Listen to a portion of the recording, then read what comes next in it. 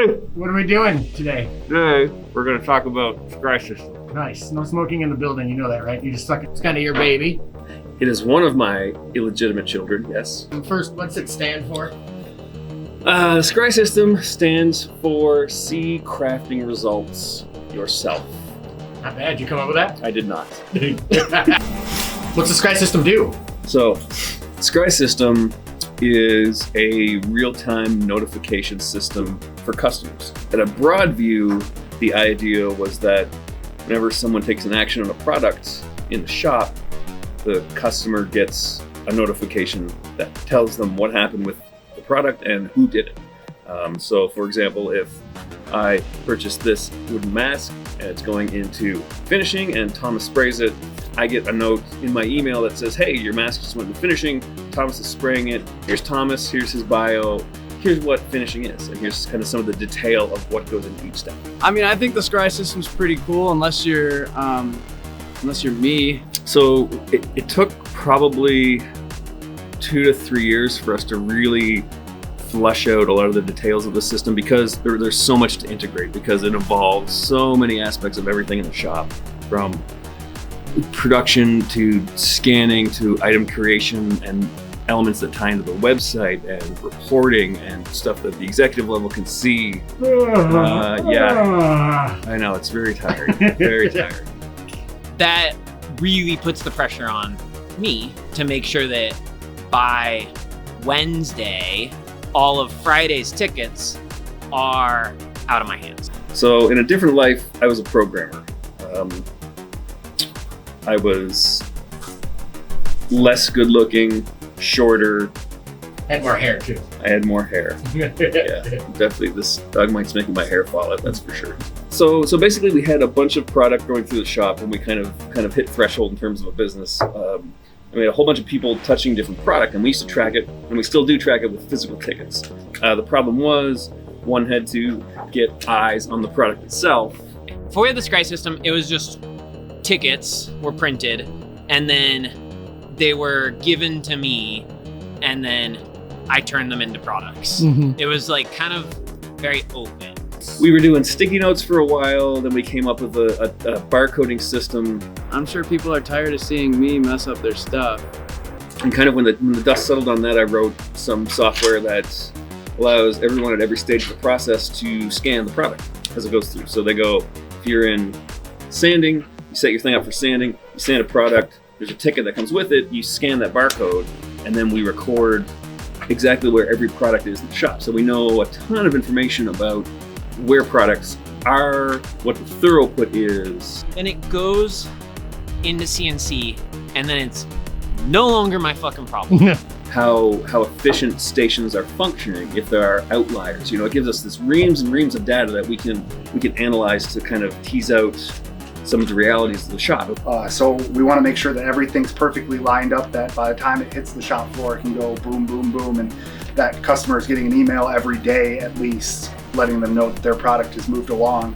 We put 800 to 1,000 products through a month, I believe, right now. And that varies, of course, depending on size and scope of the item.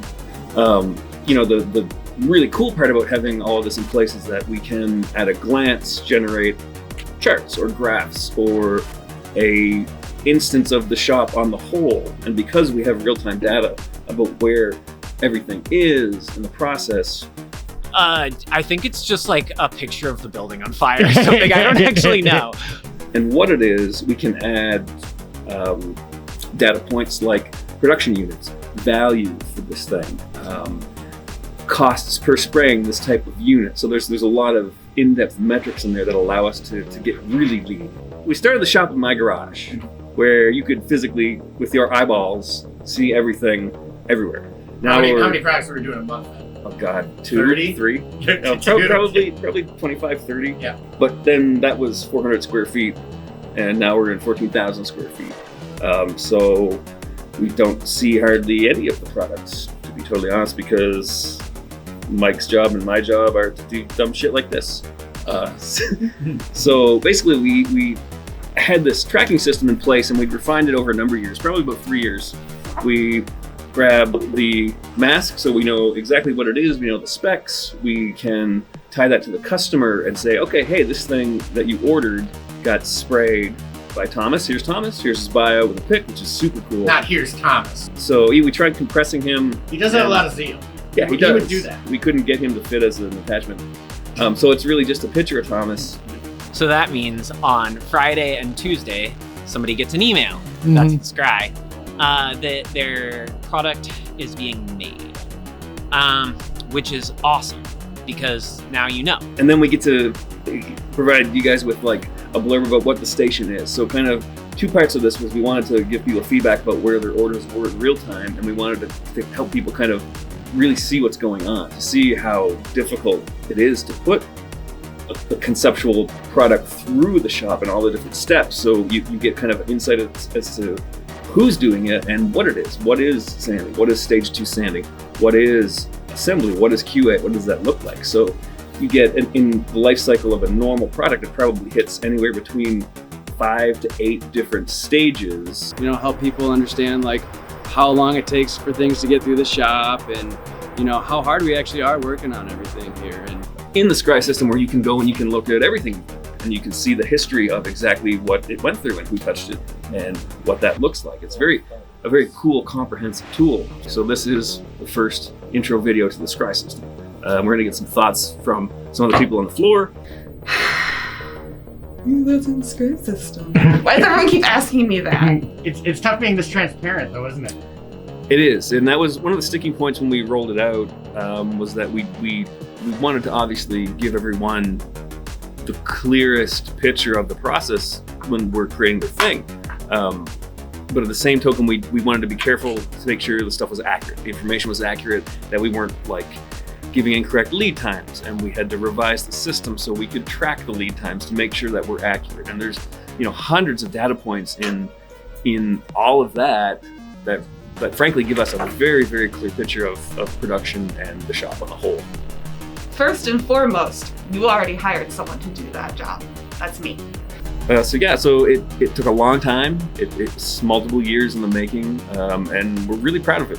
We took a lot of time to build this thing, and I hope you guys enjoy it because it's damn cool, and nobody else can do this. And I think it's one of the really neat things that sets Dogmight apart. It takes like a million years to load. It lies about where your order is. It'll What? say, yeah, oh no, it lies. I do all of the programming and the coding and the graphic design and the website and the photography and the video, other than this one.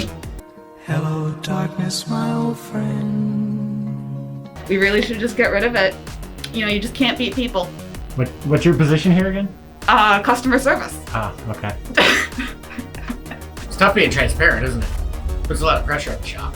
It does, yeah. That was one of the big concerns when we rolled it out, is that, That's why I fought you on it for so long. yeah, you fought me on it for 6 months. It was ready to roll out 9 months ago.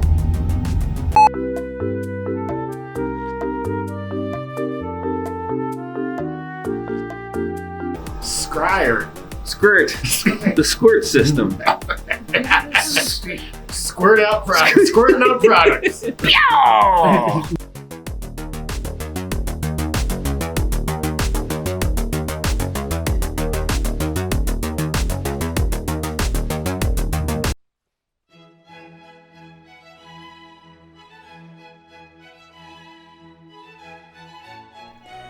Your cellular phone is an essential part of any Dungeons & Dragons experience. Bring it to every game. When it isn't your turn, use it to text friends, perform Google searches, or even share TikToks. Ignore the action at the table, so when it is your turn, you'll have a nice surprise when the DM has to tell you exactly what happened in painstaking detail.